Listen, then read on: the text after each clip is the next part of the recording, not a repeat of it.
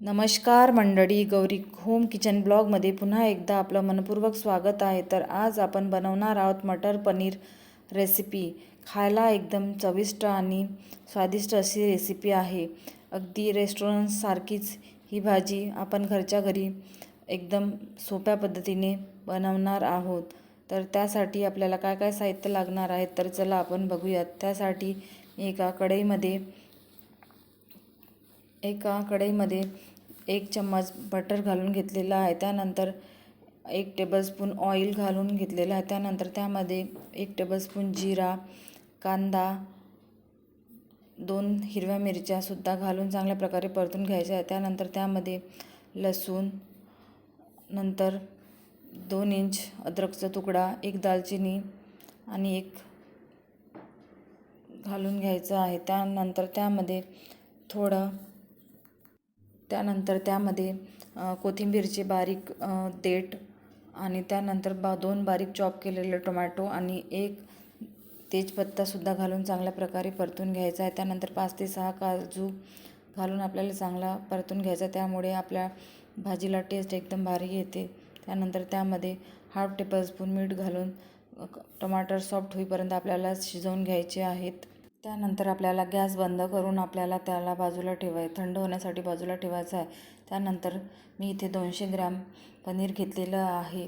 पनीरचं pocket घेतलेलं आहे. त्याला कट करून आपण काढून त्याचे पीसेस कट करून घेणार आहोत. तर इथे मी पनीर घेतलेलं आहे, त्याला आपण बारीक पीसेसमध्ये कट करणार आहोत. इथे मी थोडे मोठे पीसेस कट करणार आहे. तुम्हाला हवे तेवढे तुम्ही मोठे किंवा छोटे पीसेस करू शकता. तर बघू शकता मी इथे मोठे बऱ्यापैकी पीसेस ठेवलेले आहेत. त्यानंतर त्यामध्ये एका कढईमध्ये आपल्याला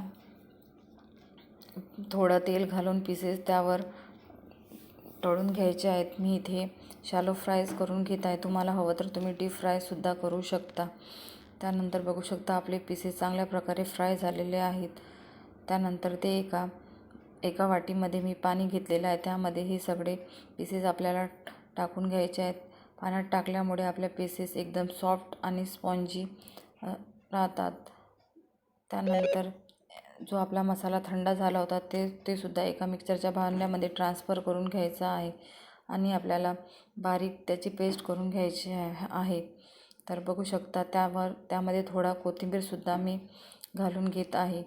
त्यानंतर झाकण लावून त्याला आपण बारीक त्याची पेस्ट करून घेणार आहोत. तर बघू शकता पेस्ट एकदम तयार झालेली आहे. त्यानंतर आपण पनीरची भाजी करायला घेऊयात. त्यासाठी एका कढईमध्ये मी तेल घालून घेतलेलं आहे. त्यानंतर 1 टेबलस्पून काश्मीरी लाल मिर्च, त्यानंतर आपण जो मसाला बारीक केलेला होता तो सुद्धा त्यामध्ये घालून घेतलेला आहे आणि चांगल्या प्रकारे आपल्याला तेल सुटेपर्यंत मसाला शिजवून घ्यायचा आहे. तर बघू शकता आपला मसाला तेल सुटलेला आहे. त्यानंतर त्यामध्ये काही मसाले घालून घेऊयात. त्यामध्ये किचन किंग मसाला 1 टेबलस्पून, 1 टेबलस्पून हळद, त्यानंतर 1 टेबलस्पून धनिया पावडर, 1 टेबलस्पून गरम मसाला आणि 2 टेबलस्पून मिरची पावडरसुद्धा त्यामध्ये घालून घेतलेलं आहे आणि चवीप्रमाणे मीठ घालून घ्यायचं आहे आणि चांगल्या प्रकारे आपल्याला मसाला तेलामध्ये परतून घ्यायचा आहे आणि तेल सुटेपर्यंत आपल्याला मसाला तेलामध्ये शिजवून घ्यायचा आहे. तर बघू शकता त्यानंतर आपला मसाला चांगल्या प्रकारे तेल सुटेपर्यंत शिजलेला आहे. त्यानंतर आपल्याला त्यामध्ये मटर घालून घ्यायचे आहेत. मटर हे मी ताजेच मटर घेतलेलं आहे, त्यांना बॉईल करून घेतलेलं आहे. त्यामुळे आपल्या मटरचा कलर एकदम ग्रीनिश असा आहे. तुम्ही हवं तर फ्रोझन मटरसुद्धा घेऊ शकता. तर बघू शकता आपला मसाला चांगल्या प्रकारे शिजलेला आहे. त्यानंतर त्यामध्ये आपल्याला गरम पाणी घालून घ्यायचं आहे. तर बघू शकता थोडा मी गरम पाणी घालून घेतलेलं आहे. त्यामुळे आपली जी प्रोसेस आहे ती थांबत नाही, आपली कंटिन्यू प्रोसेस ही चालू असते. तर बघू शकता आपला जे मटर पनीर आहे ते चांगल्या प्रकारे उकळी आलेला आहे.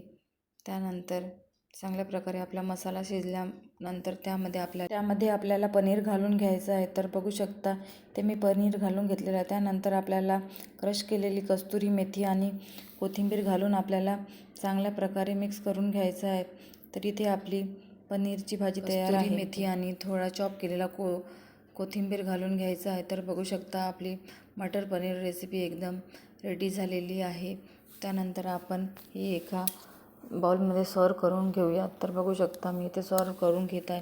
ही भाजी तुम्ही चपातीसोबत किंवा भातासोबत खाऊ शकता. चपातीसोबत एकदम टेस्टी अशी लागते किंवा नानसोबत तुम्ही ही भाजी खाऊ शकता. खायला एकदम चविष्ट आणि स्वादिष्ट अशी रेसिपी झालेली होती.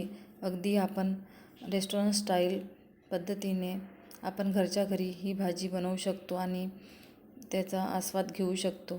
तर बघू शकता ही रेसिपी तुम्हाला थोडी जरी आवडली असेल तर लाईक करा, कमेंट करा आणि सबस्क्राईब करा. आणि नवीन असाल तर चॅनलला सबस्क्राईब करा. धन्यवाद.